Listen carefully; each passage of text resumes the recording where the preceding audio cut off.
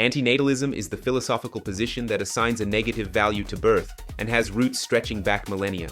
One can say that the earliest recorded antinatalist sentiments appear in 5th century BCE Greek literature. While not constituting a developed ethical argument, these verses demonstrate an early awareness of procreation's moral ambiguity in Western thought.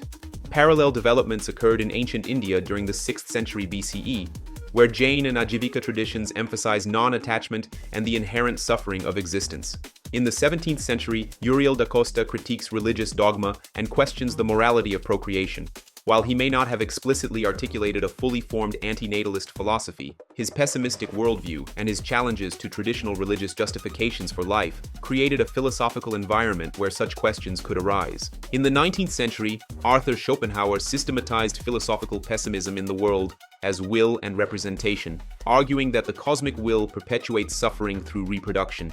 His metaphor of humanity as porcupines huddling for warmth captured the dual curse of existential need and interpersonal conflict.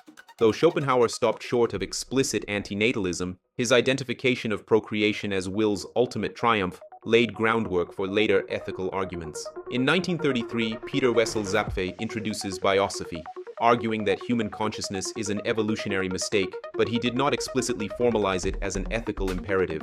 Emil Cioran blended Nietzschean vitality with antinatalist themes in The Trouble with Being Born in 1973, with his aphoristic style popularizing antinatalist ideas in literary circles, though critics dismissed it as pathological pessimism. The trend continued with Julio Cabrera further developing negative ethics, arguing that existence itself is structurally harmful and ethically problematic, particularly due to the unavoidable suffering and moral limitations imposed on conscious beings. David Benatar presented a systematic asymmetry argument for antinatalism. He argued that the absence of pain is inherently good, even if no one experiences it, while the absence of pleasure is only bad if someone is deprived. This asymmetry suggests that bringing a person into existence risks unavoidable suffering, making procreation ethically problematic. This is my attempt to explain antinatalism in about 100 seconds. If you enjoyed the video, don't forget to like, share, or subscribe, and I'll see you in the next one.